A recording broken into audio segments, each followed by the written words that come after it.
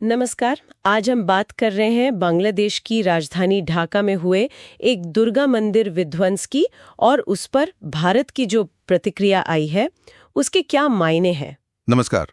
हाँ, ये मामला काफी अहम है। हमने इसके लिए कई रिपोर्ट्स, विदेश मंत्रालय के बयान और जो भू राजनीतिक विश्लेषण है उन्हें देखा है। बिल्कुल। कोशिश करेंगे कि इस घटना को समझें, वहाँ अल्पसंख्यकों की स्थिति देखें और भारत बांग्लादेश रिश्तों पर और भारत की बदलती विदेश नीति पर इसका क्या असर हो सकता है, इस पर बात करें। हाँ, चलिए शुरू करते हैं।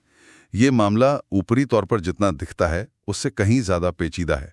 इसमें कई पहलू हैं, स्थानीय भी, अंतर्राष्ट्रीय भी। तो शुरुआत करते हैं ढाका के खिलखेत इलाके की घटना से।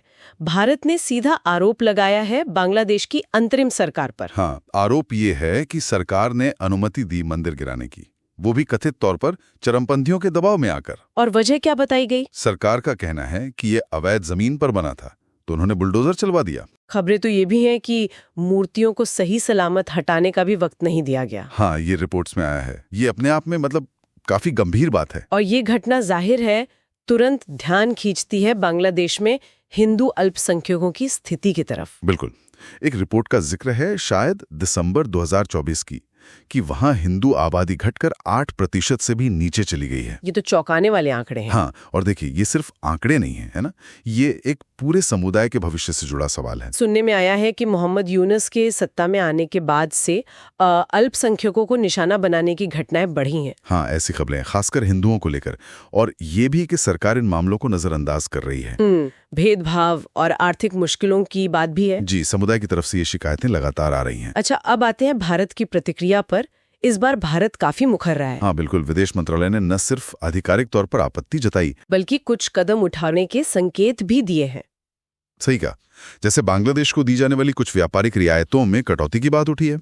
और एक और बड़ी बात जो सामने आ रही है वो गंगा जल संधि को लेकर है। हाँ, वो संधि 1996 की है और 2026 में खत्म हो रही है। तो क्या अब उसके नवीकरण पर असर पड़ेगा?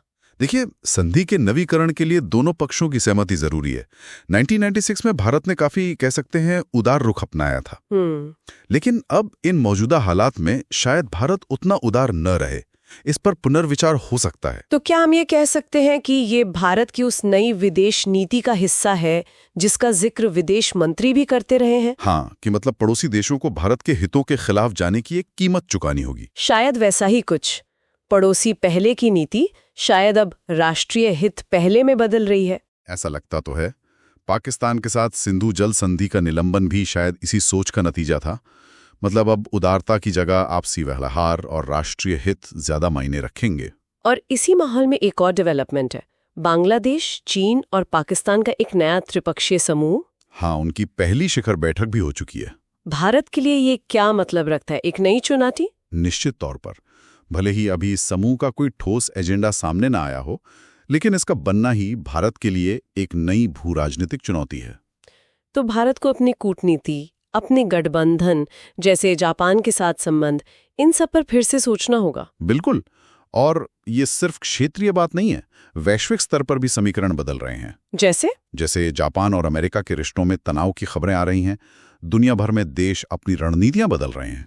और इन सब बड़े बदलावों के बीच एक चिंता की बात यह भी है कि बांग्लादेश में जो अल्पसंख्यकों की स्थिति है, हाँ, हिंदुओं की जो स्थिति है, उस पर अंतर्राष्ट्रीय समुदाय का ध्यान उतना नहीं है। हाँ, जितना शायद होना चाहिए। बिल्कुल। तो कुल मिला के देखें तो ढाका में मंदिर का विध्वंस सिर्फ एक स्थानीय घटना नहीं रह गई है। नहीं, बिल्कुल नहीं। ये बांग्लादेश में अल्पसंख्यकों की चिंताजनक स्थिति का प्रतीक है। भारत बांग्लादेश रिश्तों में तनाव का संकेत है। और साथ ही भारत की बदलती विदेश नीति का भी एक उदाहरण है, जो ज्यादा मुखर और राष्ट्रीय हितों पर केंद्रित होती दिख रही है। सही कहा।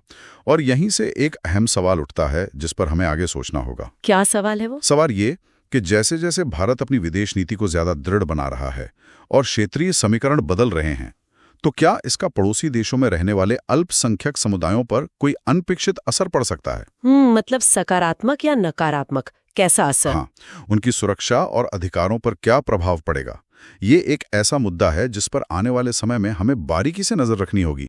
अगर आपको ये जानकारी उपयोगी लगी हो तो कृपया इसे लाइक करें, शेयर करें और हमारे चैनल को सब्सक्राइब करें।